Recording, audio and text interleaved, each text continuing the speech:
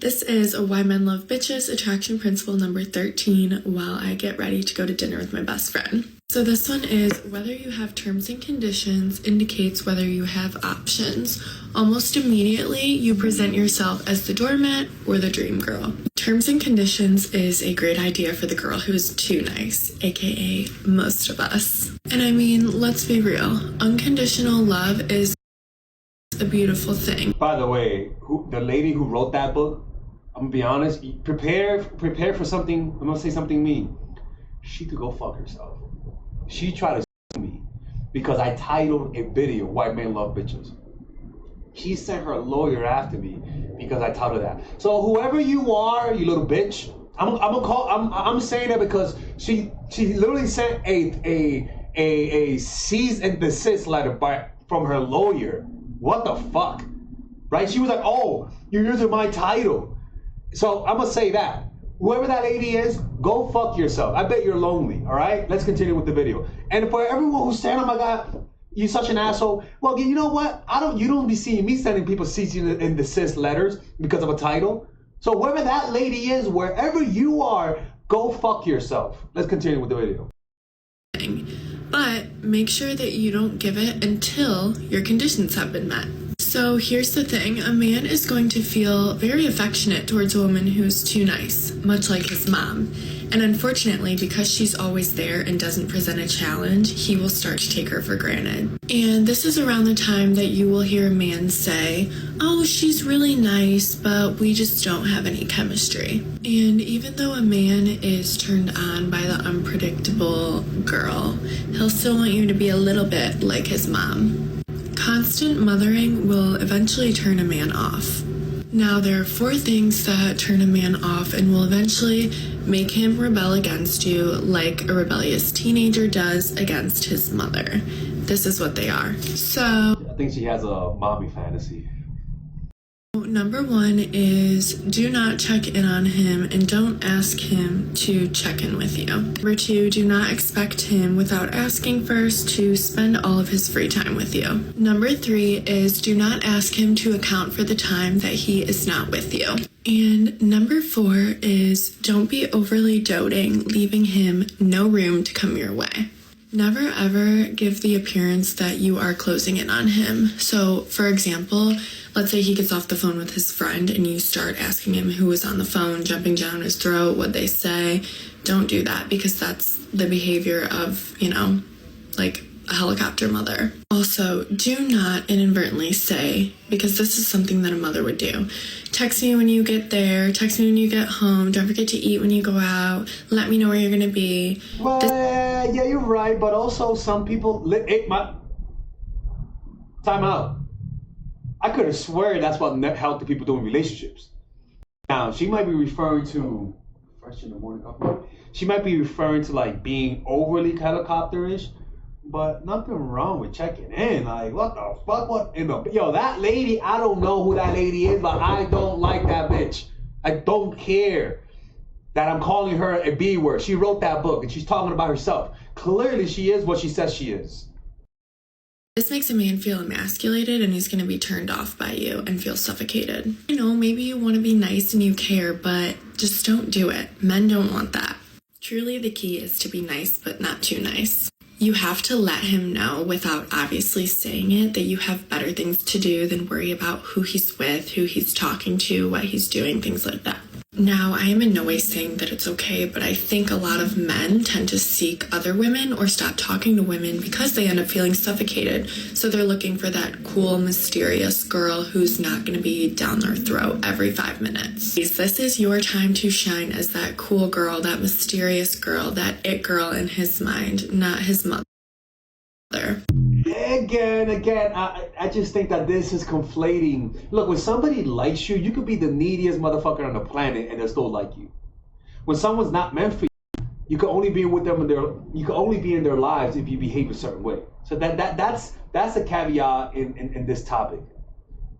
It really is a caveat in this topic. Shut up. I don't want to comment. About 2 years ago, Why Men Love Bitches, and it actually changed my life. I'm not even being dramatic. Not even in the sense of when it comes to dating and how to get guys to treat you right, but it genuinely boosted my confidence in who I was times a million. So now I'm reading Why Men. It's also always good to get a refresh, so let's see how this is. Updates to come. Men are obsessed with self. Men really do love quote unquote bitches. They do. And Mel was in the video like, I agree. Literally, he's like, a man is truly gonna fall in love with you. Like, you have to push him to be a better man. And again, it's correlation equals causation.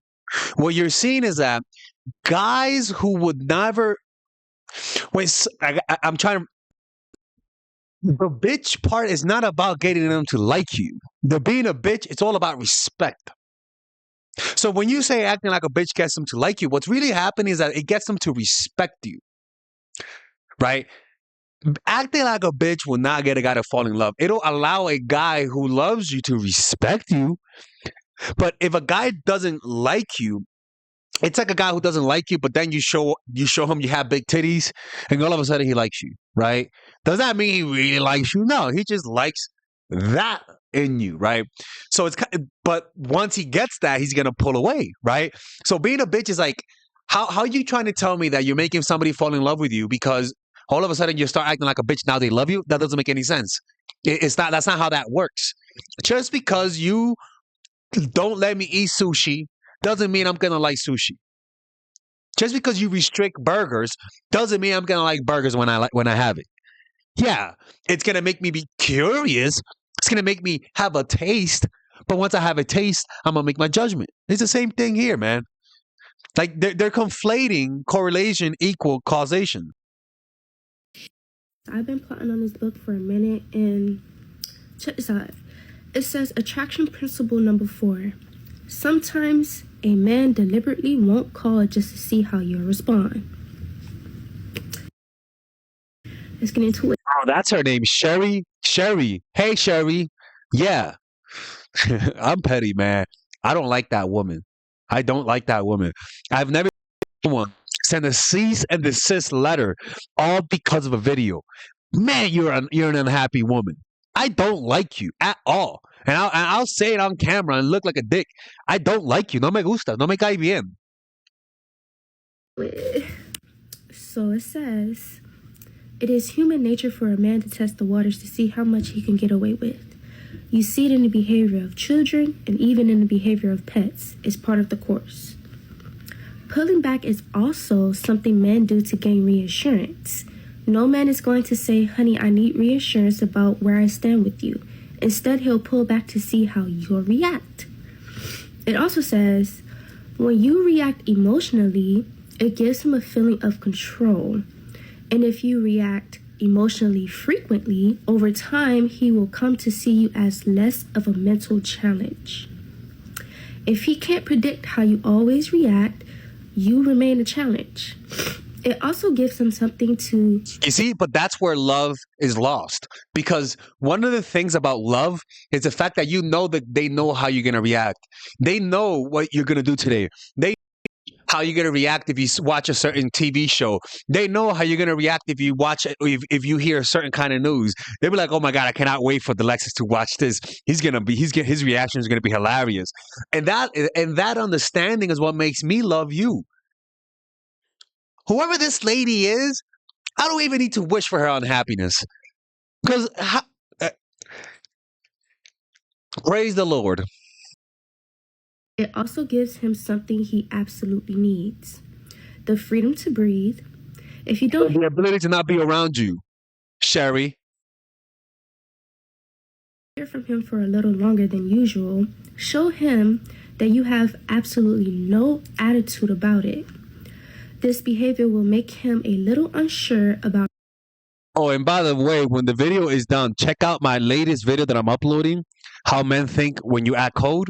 We're reacting to a few clips on that, so go check it out when you're done with this video. Let's continue with the video right here. I'd rather you miss him when he isn't around. It gives him a reason to come your way because he won't perceive you as needy. You know what? I think I've been online dating the last few weeks, and I remember why I didn't like it. Like the other today, I was texting, right, and I sent her an emoji, a dog emoji that was like this, right, and she was like, "Oh, really? You don't want to hang out with me? Okay, we're not gonna see each other today." I'm like, "What do you mean?" She's like, "That's an angry emoji." I'm like, "It's not an angry emoji. It's just like a dog emoji that says like, hey, what's gonna happen now, right?" And she literally like canceled the date.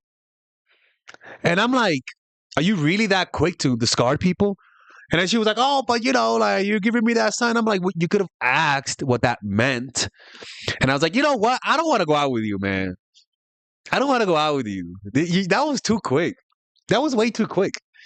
You see guys as discardable creatures saying, 'I don't want to go out with you if that's how you do it.' Too many people are just going too cold. They're taking this advice too far. And I think that was my mistake when I used to teach. I forgot that cycles like that exist.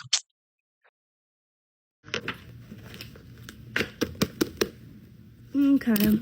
I've been plotting on this book for a minute, and check this out. Here is another reading from Why Men Love Bees by Sherry Argov. And on today we have tip 91. If he doesn't give you a time, you don't have a date. Sometimes men blame a friend if you hear anything along the lines of, "My buddy is stopping by tomorrow night. I haven't seen him in a while. I'm not sure how long it's going to take. I can't be rude to him and throw him out. Simply say, 'No problem. Have a good time tomorrow night.' Then, without showing any attitude, tell him you'll be available to see him a different night." Again, what men respond to is no contact. The alternative is that you waste 2 hours waiting for a call.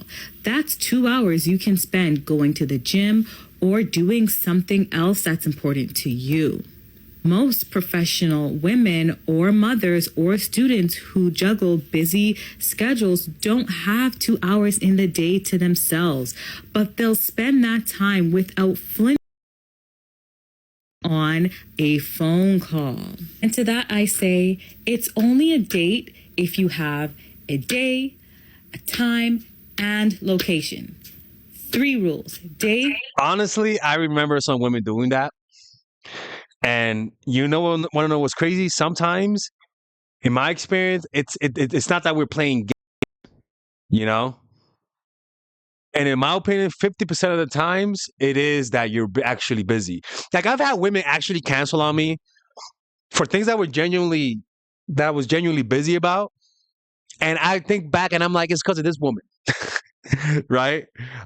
We got to be careful with the way we teach people, to be honest with you, even including myself. Let's continue with the video right here. Time, location. Without that, it's just merely a good idea. Here is another reading from Why Men... I mean, look, I'm with it, but again, I don't like that lady. You try to sue me, I will not like you for the rest of my life. If you guys want to work with me one-on-one, go to my.org and check out our latest video that's still uploading, which is crazy. How men think when you act cold. Go check that out. And I'll see you guys inside.